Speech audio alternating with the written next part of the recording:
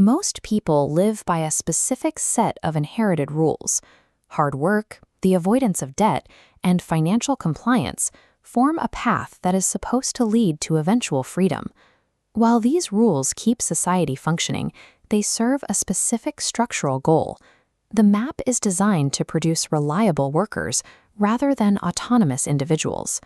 Following the earner's map often leads to a state of exhaustion. The promised reward is frequently replaced by a permanent sense of powerlessness. Professor Zhang describes money as a mechanism for wealth extraction. In this view, money is an illusion used to capture and focus human attention. There is a wide gap between how the public and the elite view capital. While the public sees money through an emotional lens, the elite see it as a statistical tool for systemic leverage. This image shows political leaders laughing in front of a banner about being debt-free. It captures a total disconnect from financial reality, as national leaders frequently confuse liabilities with actual growth. This false map directs individuals to stay within a controlled perimeter. It is a guide for compliance, not for wealth. The path taught in schools is a design. It keeps you predictable while your wealth and attention are harvested by the system you serve. The operators of the financial system view reality through a lens of pure calculation. They focus on systemic leverage rather than physical labor. Fractional reserve banking is the engine of this system. When a single dollar enters a vault, the institution digitally creates 9 new units. These units are lent to the public, creating interest-bearing debt. While the public sees money, the bank sees a profitable asset. Figures like the one in this hearing room represent the high priesthood of central banking. They manage the global flow of currency and interest rates to condition the local parts of the system. The manipulator's playbook uses a 10% slice of truth to distract the public. By offering a small piece of evidence, they keep 90% of the operation hidden. The system enforces pensée unique, or single thought.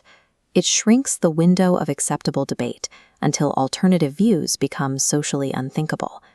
This view of the House of Lords shows the ceremonial shell that masks parallel government operations.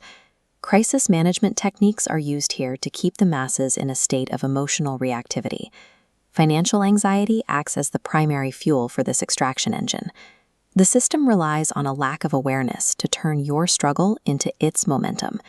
Human attention is the most sought-after resource on the planet, outvaluing both gold and the dollar. Financial stress places it on autopilot. This allows billion-dollar extraction loops to harvest your focus without your conscious consent. Reclaiming your life force requires a process the mystic Neville Goddard called tikkun. It is the rectification of the internal machinery of perception, the imagination, and the emotions. If your internal instrument is out of tune, it produces a corrupted output. This keeps your reality locked in its current state, regardless of how hard you work. Suppressed fear and anxiety always garble your signal. Attempting to bypass these emotions with positive thinking creates a distortion that prevents real change. Cleaning the instrument requires introspection. You must integrate and resolve unexamined beliefs about money and power that were programmed by the external map. You have the choice to be a victim of history or a master of destiny.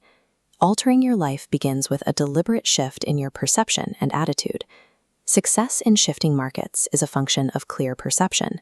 It requires an undistorted view of the fault lines in reality, invisible to those on autopilot. Redirect your attention inward. Reclaim your life force from the external platforms that thrive on your distraction and debt. When the instrument is clean and the false map is discarded, the system loses its power. You no longer need permission to see and own the world as it actually is.